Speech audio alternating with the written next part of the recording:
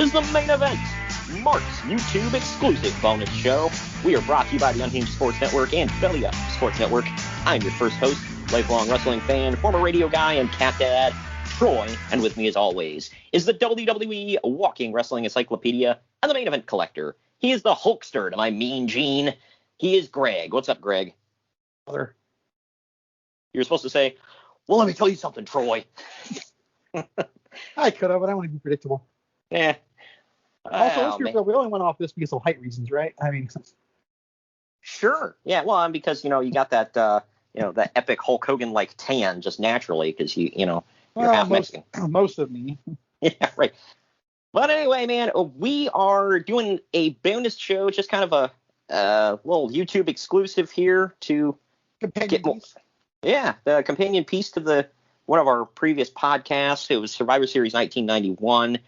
This one took place 6 days later, just crossing over into December.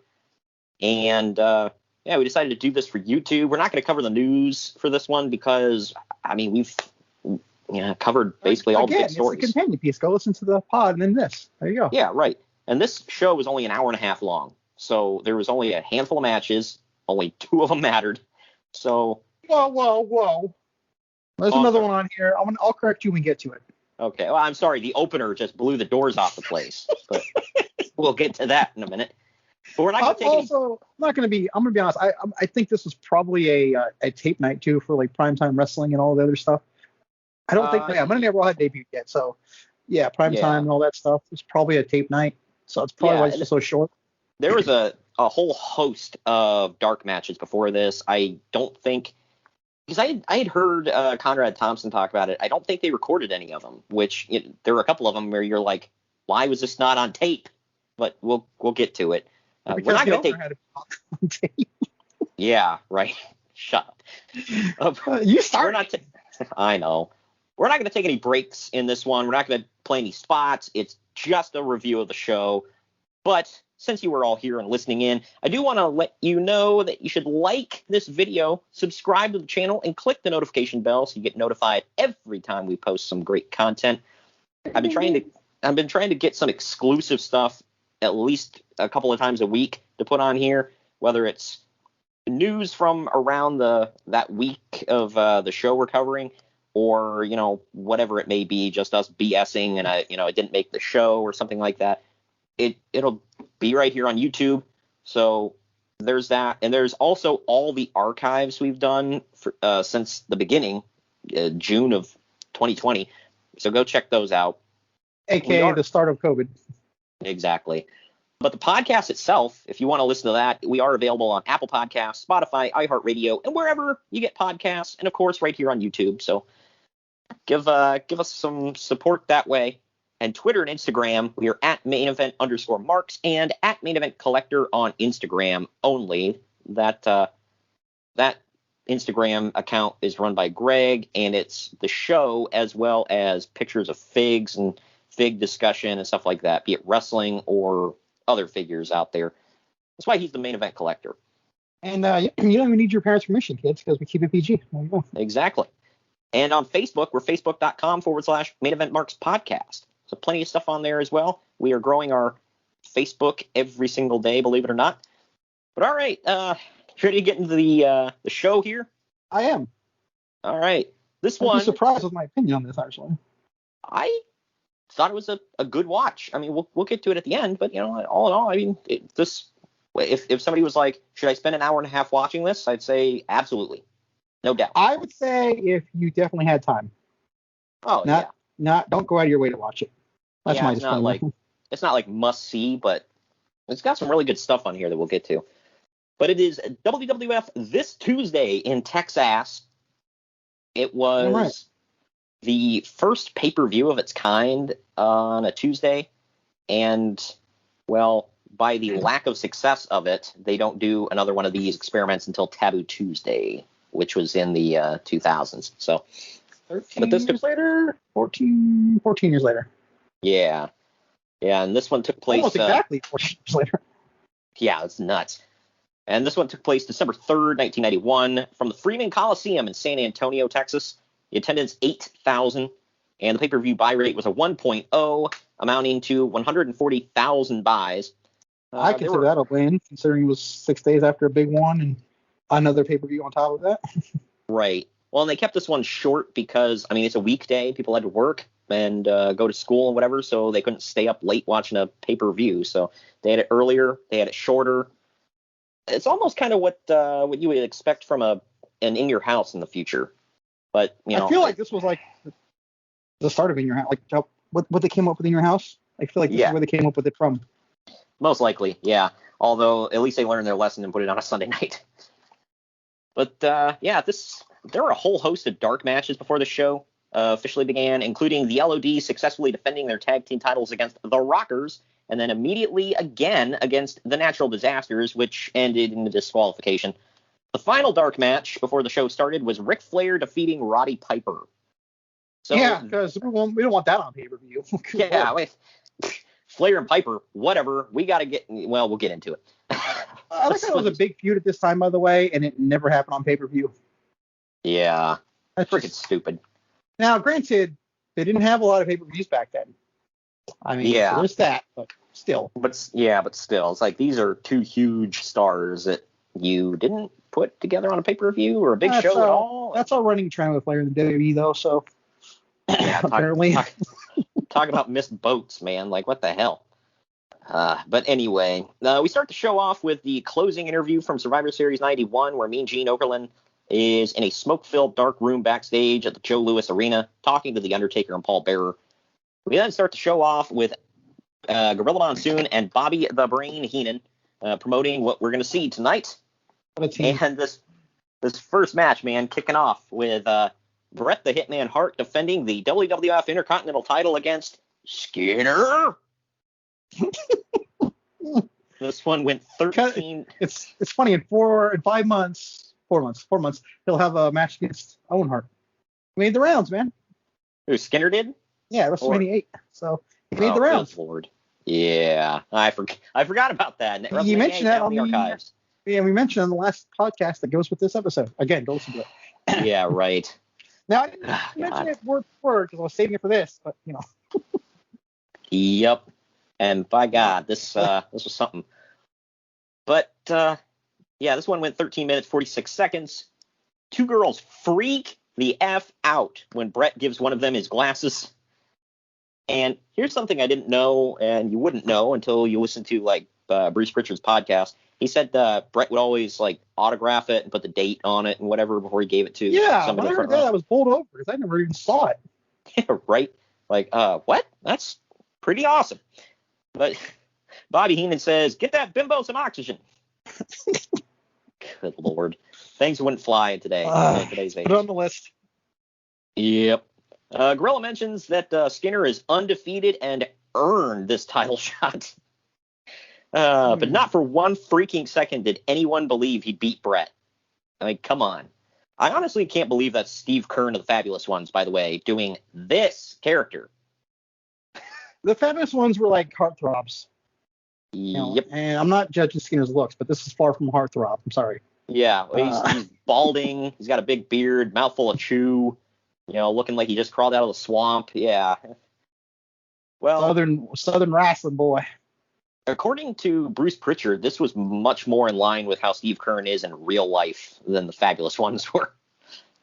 So, yeah, that's sure.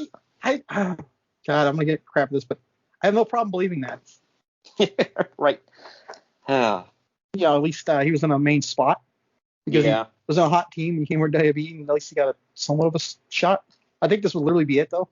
Yeah, that's about it. And then he goes back down to Florida and does some territorial stuff. The WrestleMania match he's about to have is a throwaway, so.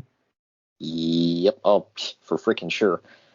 When the ref gets distracted, Skinner clotheslines Bret with an alligator claw on a rope. That's a real sentence. Yeah.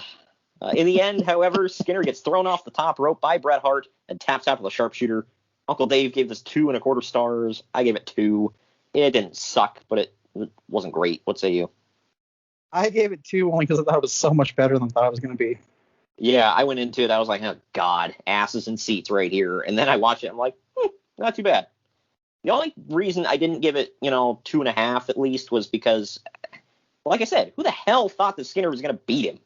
Like, that kind of takes away from it. When I was a kid, I might have thought it or believed it. But yeah. I will say this, at least they kept him undefeated, but, whatever. We now go backstage with Sean Mooney in the locker room with Jake the Snake Roberts. Mooney reminds us that WWF President Jack Tunney has banned all reptiles from ringside tonight. That's a real stipulation. And he says that he saw Macho Man earlier and he's wired. Breaking news! Good Lord. If Macho Man... Let's just move on. If Macho Man was ever low-key, that's a big story. All right, let me know. Anyway, Jake talks about how Macho Man was out of it in the last time he saw him, but he enjoyed seeing the fear in Miss Elizabeth's eyes for Randy Savage. Jake says that Randy is his trigger to do evil, and tonight there won't be a snake in a bag in the corner, but he's the snake in the corner. That's pretty good. He did some really good stuff in this era, man. Bill Jake scared the crap out of me. Yeah, man, he seemed like he was going to rip your eyeballs out and laugh about it. We now flip to Mean Gene Okerlund backstage with the Macho Man Randy Savage, standing by with Miss Elizabeth. Macho Man basically goes over what Jake just said and says that Jake taught them not to trust anything about him, but trust him that he's going to crush him with a flying elbow drop. He says that while Jake gets a rush from putting venom inside of the Macho Man and seeing fear in Elizabeth's eyes, his rush will come from defeating Jake and looking into Elizabeth's eyes after his victory. Jake's music then starts playing and Savage runs off with Elizabeth. We now get Jake the Snake Roberts taking on Macho Man Randy Savage in about 6.5 minutes. While Jake is making his entrance, Randy runs out behind him and attacks him to jumpstart the match. Jumpstart, bro. Now, this is how you start a match during a blood feud. It's a lost art, I feel like. Why the hell would they wait? Well, that was like that's a big criticism that a lot of people have had. They're like, who was it that was going after Marina Shafir and like Roderick Strong stuck up for her? Do you remember? I don't remember that happening.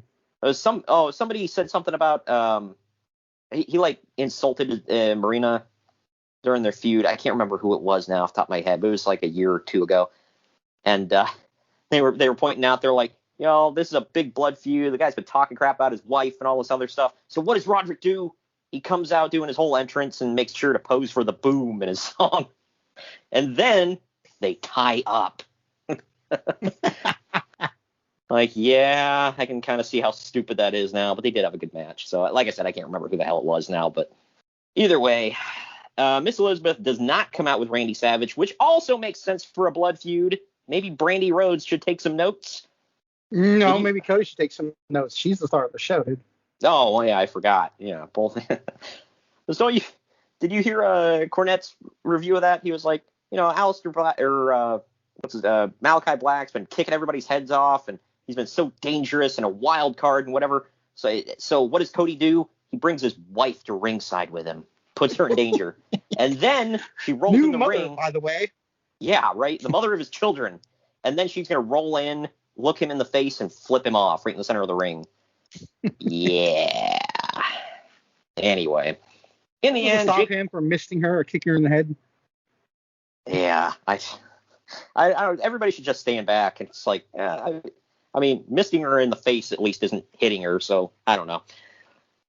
But in the end, Jake goes for a DDT, but gets shouldered into the corner, collapses, and Macho Man hits the flying elbow drop for the win. Uncle Dave gave this 3 stars. I will say this, not to spoil anything coming up, but Dave said he gave it like an extra. He said the match itself was 2 stars, but he gave it an extra star for the post match. I judged just on the match itself. I gave it 2.5. It wasn't as good as I thought it would be. Let's say you. I gave it 2.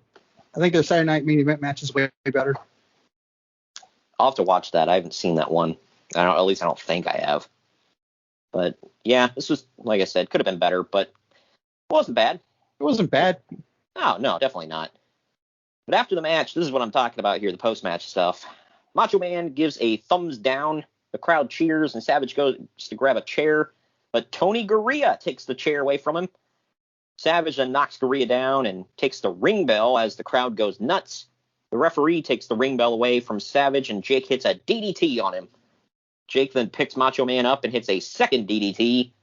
From under the ring, Jake Roberts now pulls out a black leather bag with a drawstring. Miss Elizabeth now runs out to cover Macho Man and cries and begs Jake to get away and leave Savage alone. Jake ignores her pleas and the referee's orders, picks Savage up, and DDTs him again. Jake finally puts on the long black leather glove, so you know he means business. He unties the bag and tells Miss Elizabeth to start begging. He finally grabs Elizabeth by the hair, walking her around the ring, and then he slaps her before pushing the referee. Gorilla Monsoon says he should be suspended for life. So, I was thinking the same thing. It's like, so like banned for life from like Pete Rose from Hall of Fame or what? Yeah, I'm like, so we need to keep him under contract, but just not pay him. Like, we don't want no one else to use him on TV, but he ain't being used here. Yeah, right. Well, if they would see what he would go on to do in WCW, I'm sure they'd be fine with letting him go. Anyway. We're getting ready to get the Colt Myers glove, man. It's coming up quickly. Oh, hell yeah, man. That's the stuff right there. Oh, good Lord. Anyway, Jack Tunney and two referees finally convinced Jake Roberts to leave. Look, you and I both have talked about, we don't care the situation. We don't do the man-woman violence, whether it's staged or not. But, and this was a different time, so it was different. But I don't know, man. This was a good-ass segment, dude. Yeah, it was insane to see. Like, it shocked the hell out of me when I was a kid, so. Did you watch this live? I did, yeah. I mean, what was your reaction to seeing that as a kid? Just like, holy crap. I don't remember that. I think I was just fixated on Jake possibly pulling out the snake. Yeah. And hey, for the record, we never did get to see what was in that black bag, so. Therefore, he might not have violated any rules. Exactly. But backstage. Also, you can look at that bag and tell there's nothing in it. Yeah, right. Well, what was that? It was a sock full of quarters, man. Or silver dollars. Yeah. No? Silver dollar on a pole match. Yeah. That's a real thing in the archives. Go listen to it. Johnson City silver dollar match. I still remember the name of that damn thing. What show was that? It was at it was Bash the Beach 96, which is probably what that pay-per-view is most remembered for, is that match, right? Oh, well, yeah. I mean, nothing else happened at that show. Now in the archives, by the way. That's how you plug the show, man. Johnson City silver dollar match. Backstage, Mean Gene Okerlund is standing by with Jake Roberts and tells him that he's disgusting for hitting a woman. Jake says that he doesn't want a woman who will grovel and beg. He wants a woman who will stand up for what they want. And he says that DDTing Randy Savage felt great, but what felt even better was yanking Miss Elizabeth up by her hair and slapping her. And he said it felt so good he should have to pay for that. And Jake then starts getting I know. Jake starts getting kind of pervy and Mean Gene's like, get on out of here. Fake with the lady in the front row. Oh wait, wrong show. Yeah, right. Well, what's weird here, it's like a role reversal, is Jake starts getting pervy and Mean Gene tells him to get away. Usually Mean Gene's the one that gets super pervy at the end of the promos. It's true. Anyway, up next, man, you want to talk about asses and seats. Here we go. It's the Warlord with Harvey Whippleman versus the British Bulldog. Do you remember at the top of the show when I said there's another match on here overlooking? You called it a two-match, you called it a two-match show. I think you did. Yeah. Yeah, well, here you go. Yeah, right. Unless this is one of the matches you were talking about, and I was hugely mistaken. Yeah. The last match was nothing. This one, man, here's where the money's at. I believe this is a rematch of WrestleMania 7, by the way. Oh, yay. This one, for anybody, I mean, these two guys are massive, and this is right in the heat of the steroid trial, which, by the way, is the season finale of Dark Side of the Ring. That was a crazy ass episode, but a crazy season. Yeah, it definitely was. There were a couple episodes that I was just kind of like, whatever. But for the most part, the season, just like, especially the last two episodes of the season, just like, what the hell? There's a good plug. This one went 12. We do that enough on this show. I know, right? We kind of just give them. We should get some money from them, dude. I know. Give us royalties. But this one went 12 minutes 45 seconds because that's what we want from these guys. More time. I said with the sarcasm. But... This was a kind of match that gets Vince McMahon stiffer than a javelin. Oh, big American and big Brit Fastly. Man. Look at all that man meat in the ring. Oh. Anyway, moving on. I felt like I was watching this match at half speed. Bulldog almost passes out to a full Nelson that goes on for 20 minutes, but he gets out of it. Oh, thank God. Because we need more. In the end, I was on my knees thanking the good Lord. In the end, British Bulldog gets a crucifix pin on the Warlord for the win. God, Uncle Dave gave it 2.25 stars. I gave it 1.5. Let's say you. Both gave it too much. I gave it 1.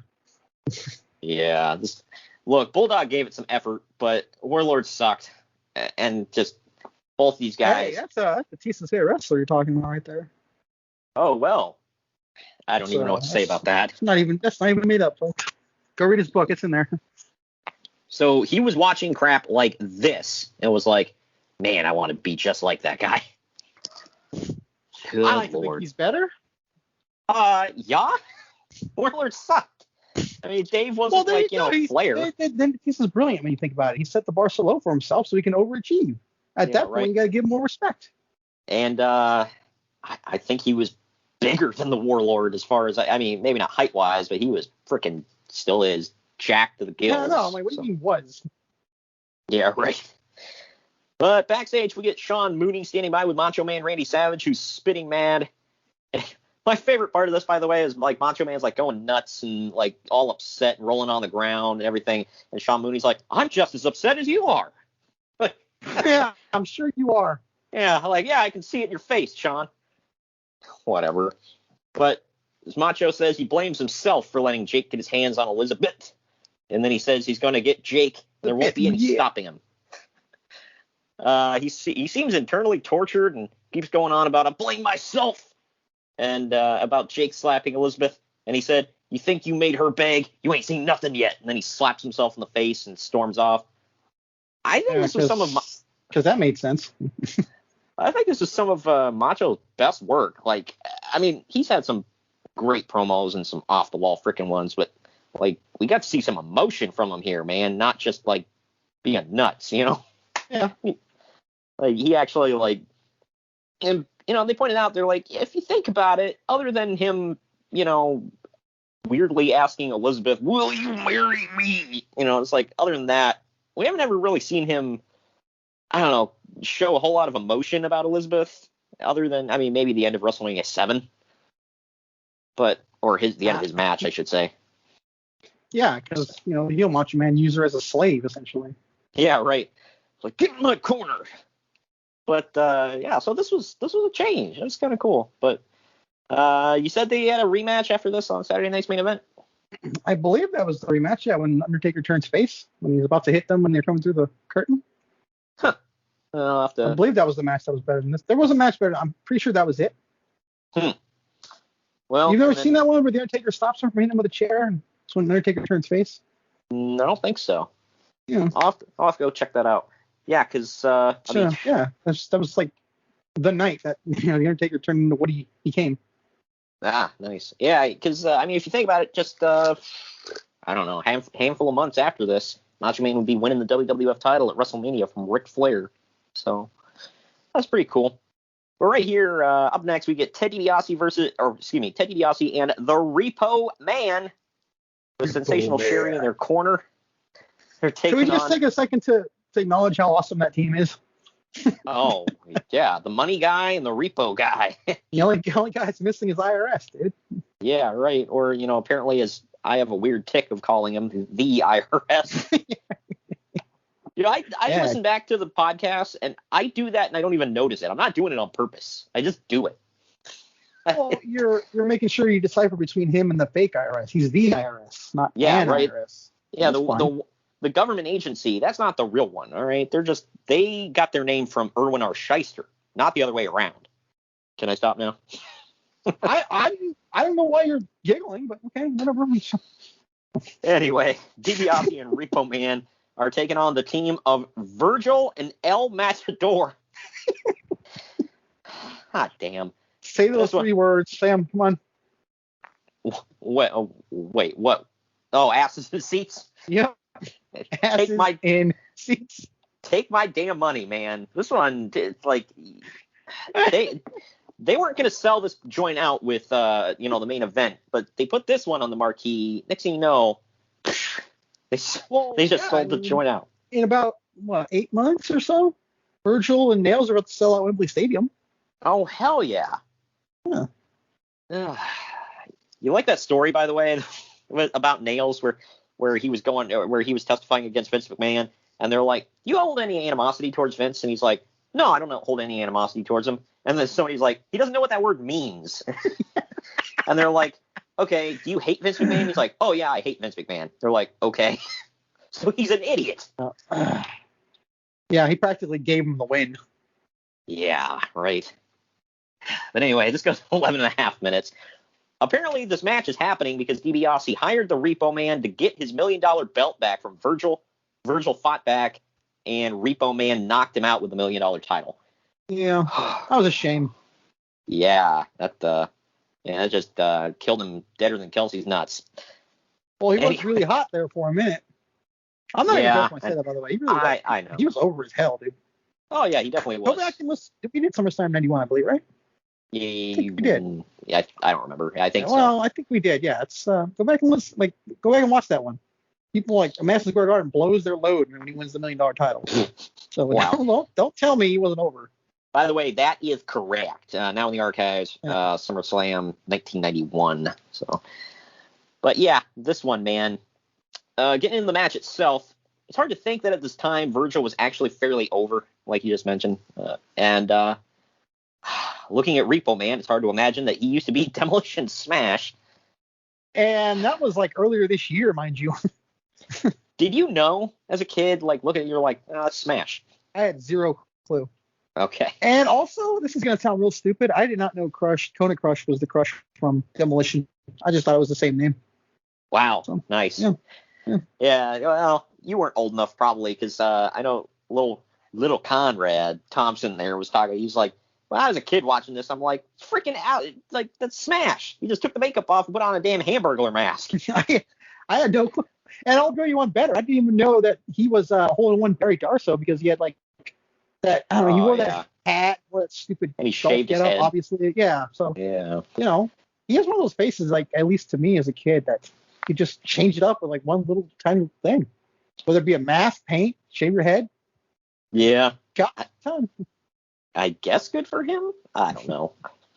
Yeah, good for him. It kept him employed, didn't it? Jeez. Yeah. Well, think about it, dude. Time to 1996 or 7. He was never unemployed. Yeah, good for him. And before Smash, he was the evil Russian in the NWA. He was Crusher Khrushchev. He was the Russian sympathizer, Crusher Khrushchev. Well, about El Matador, Bobby Heenan calls him Mr. Guacamole, calls his flying forearm the Flying Jalapeno, and at one point, I think I alluded to it on past show episode. Yep. And he says that at one point that Matador quote slipped on a tortilla. More things that wouldn't fly in today's age. I'm glad I was a kid. I didn't get all those jokes. Nor did I remember them because I might have used them in school and got in trouble. I had a habit of doing that. Well, and you would have been 50% offended. That's true. I wouldn't have gotten that much trouble. Yeah, right? My dad might have laughed. Hey, you're only half in trouble, all right? Sherry accidentally clocks DiBiase with her high heel. Virgil then grabs Sherry by the hair, and Repo Man hits a running knee to Virgil's lower back, which apparently just incapacitated him because DiBiase rolls him up and pins him for the win. Oh, what the hell? I got fairly bored with this one, and but it didn't suck, I guess. Uncle Dave gave it 3.5 stars. I gave it 2.5 for average. What say you? I gave it 2. How did he get 3? 3.5 stars. Was this a 1-star match, but it took place in Tokyo Dome? We didn't realize it, so I got a couple extra stars. Did we miss something? Yeah, I'm like, is one of these guys part Japanese and I don't know it? What's going on here, man? I saw that rating and I was like, what? Guy, clearly. Oh, well, yeah. I mean, you can just tell by looking at him. I mean, so, I don't even know what to do with that one.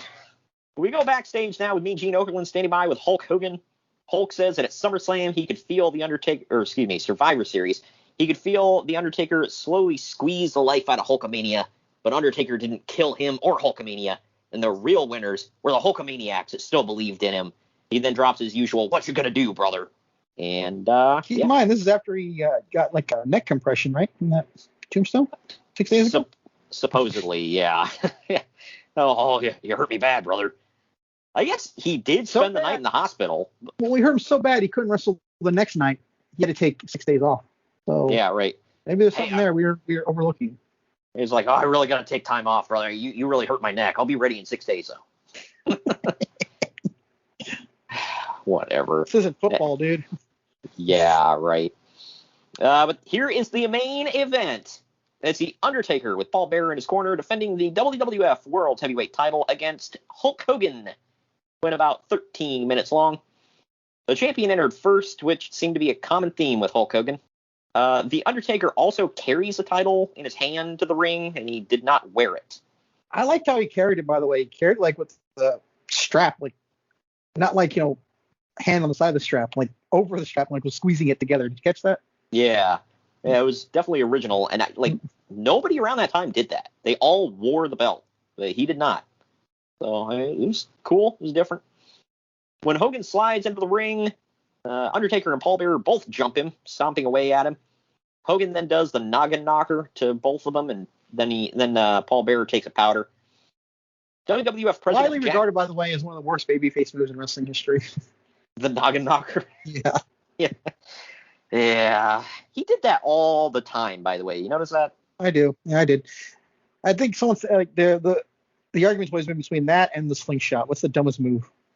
I will say this: the slingshot. I've had it legitimately done to me. Like, you can actually fling a guy that way. So I guess it works. I don't know, but either way, when WWF President Jack Tunney is at ringside for this one to assure law and order right down the middle, Daddy. Most of the Undertaker's offense in this one is consisting of choking the Hulkster. So there's that. We got a rare Undertaker bot. It's like 5 or 6 different chokes, by the way. You notice that? Yeah. He just keeps choke. I'm like, dude, do you have any other moves? Standing from behind on the ground. Yeah. Like him and chokes like Roderick Strong and backbreakers. Yeah, right. The messiah of the choke. But we get a rare Undertaker botch during Hulk Hogan's first comeback because Undertaker is running the ropes and he trips and falls. I don't know if you caught that. I probably did, but I didn't write it down. It didn't catch on camera because the camera's more focused on Hulk, but you kind of see out of the corner of the screen he hits the ropes and his foot catches or something. He falls forward. But anyway, Ric Flair ends up coming to ringside yet again, just like at Survivor Series, but Jack Tunney cuts him off to yell at him. Hogan grabs a chair and plasters Flair's back, causing Flair to fall on top of Jack Tunney and take his ass out. Behind the ref's back, Flair tries to hold a chair up for Undertaker on the apron, but it backfires. Undertaker tries to push Hogan into Paul Bearer's urn, but Hogan ducks and Taker gets the urn to the face.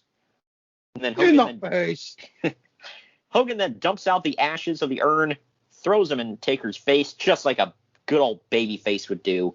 And then he pins him. And then he pins him with a schoolboy for the title win, which I never thought would be a sentence I would speak, but here we are. Uncle Dave gave it a 1.5 stars, and he claimed that this sucked. I mean, it wasn't great. I gave it 2.5 for average. Let's say you. I gave it 2, but barely. Yeah. I did not like this. Survivor Series was decent. Yeah. This felt very unnecessary. This era of Taker versus this era of Hogan did not mesh well. Not that Hogan was blowing the doors off, getting 10 stars in the Tokyo Dome with other people, but he could at least make it more entertaining. I just got kind of bored. The one guy who wouldn't get all them stars in the Tokyo Dome, but yeah. Well, clearly he was winding down this time. Yeah. Well, you got to get that belt back, brother. Oh, yeah, I don't know about that kid. He hurt my neck, brother. Got to get that belt back on me. But he wouldn't, though. Yeah. I believe he wouldn't hold it again because the aftermath of this, and we'll probably talk about it, but he wouldn't hold it again until WrestleMania 9. Oh, yeah, because he loses it. Wait, no, he gets stripped, doesn't he? Well, we'll talk about it. Technically, yeah. Yeah. Well, after the match, Hulk Hogan clotheslines Undertaker out of the ring. Taker then goes to climb back in, but Paul Bearer grabs him by the hair and pulls him back while he holds the urn in his face to kind of control him. Jack Tunney had woke up earlier just in time to see Hogan throw the ashes in Undertaker's face and is talking to the referee about it as the Hulkster poses, brother, for the because there were two rules in wrestling for two different eras. There was Austin must stun in the late 90s, and in the early 90s, late 80s, it was Hogan must pose, pal. But he poses for the San Antonio crowd as we close the show. We'll get into the aftermath here in just a second, but final ratings here. Internet Movie Database gave it 6.2 out of 10. CageMatch.net gave it 5.28 out of 10. I gave it 6.5 out of 10 for a barely passing D. What say you? I went back and forth on this. I gave it a D+. It was watchable. Like I said, it was fun at parts. I don't know. I did not like Undertaker losing the belt 6 days after getting it. That seems it's a championship. But... Oh, well, excuse the F out of me. No, at this time, you could still call it a belt, damn it. And they did frequently.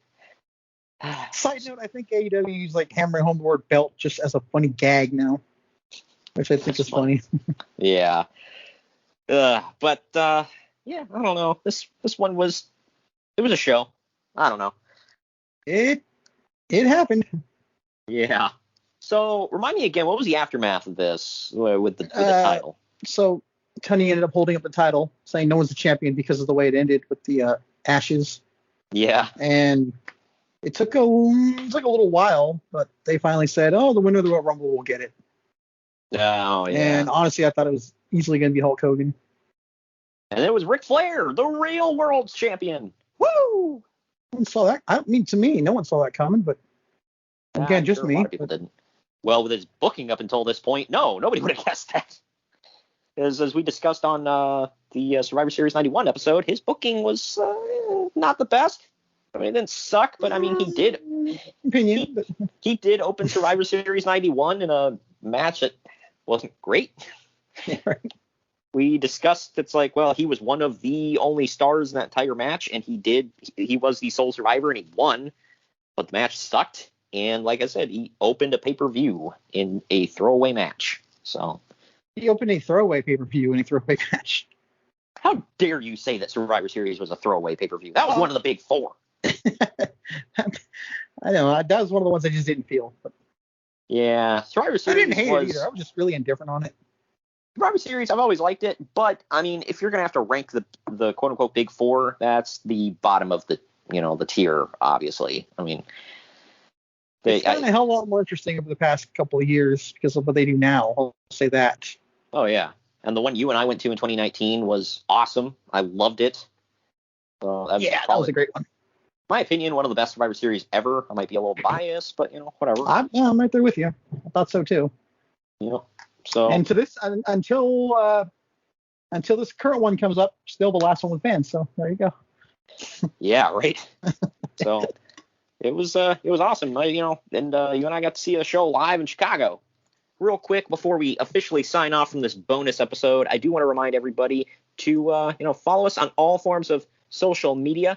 We are on Twitter and Instagram at @main_event_marks, and Greg is on Instagram at @main_event_collector. Facebook is facebook.com/main_event_marks_podcast. And we are, hoping that you like this video, subscribe, and click the little notification bell, and then spread the word about us. And then leave some feedback. We like the comments. I try to reply to pretty much every single comment, unless it's, just something off the wall or just really offensive or something like that. Too much in this one because there's no on air talk in this one, so we should be fine. Oh, well, I don't know. Recently, I had somebody tell me, I posted a clip of us talking about how, when Bill Watts went on his racist and homophobic rant, and somebody actually was like, well, it's pretty sad. A guy gets fired for expressing his opinions. I'm like, he said he should have the right not to serve black people, and he didn't call them black people. I think that tells us a lot more about that specific person, but. Yeah, it's just like he used a lot of, buzzwords that you're not supposed to use in, decent life. speak. Yeah, right. You just don't use those words, and yeah, it's pretty effed up. He's like, well, just a difference of opinion. I'm like, sure, weirdo. But anyway, just to let everybody know, real quick as we're signing off, this month we had a lot of good stuff for you. We already dropped WWF Survivor Series 1991 for the 30-year anniversary. Go check that out. This is the 30-year anniversary of this show, obviously, as well. It's a nice little companion piece. There's other 1991 shows from both WCW and WWF in the archives to check out. We're really hovering around 91 this month. Yeah, might as well hit some big anniversaries for that one. And for the rest of the month, coming up, we got TNA Genesis 2006 for its 15-year anniversary. We got Survivor Series 1998, The Deadly Game, coming up in a couple weeks on the 17th, along with a bonus show at WWF Raw's War from November 4th, 1996, which is the Pillman's Got a Gun episode. And we close out the month the day before Thanksgiving with WCW Mayhem 2000. So stay tuned and like second and subscribe. And last Mayhem. Yeah, that's if that one was a sad passing, man. I just how have we survived all these years without any Mayhem? Well, I watch them both back religiously. I think I've seen them both like 48 times in my life. So. Oh, well, it's one of the, some people, have a tradition where they read the Bible, cover to cover at least once a year. You watch Mayhem. Yeah. I'm really getting tired of sarcasm, dude. All right. Anyway, we are available wherever you get podcasts, and of course here on YouTube. Thank you for joining me today, Greg. And we'll see you all on Wednesday, every Wednesday, on the Main Event Marks podcast.